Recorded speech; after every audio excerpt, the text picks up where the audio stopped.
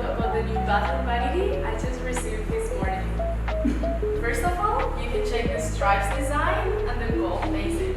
I think it looks very modern and gives a high standing and luxury style to my house. Regarding the facing, it's a one piece and also is deep enough so it prevents splashing.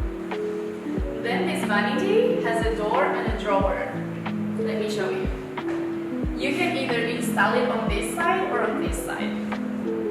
And you have plenty of space to store your goods. Then in the back of the cabinet, you have a hole so it's going to be easier for the plumbing installation. Both the drawer and the door has a soft closing.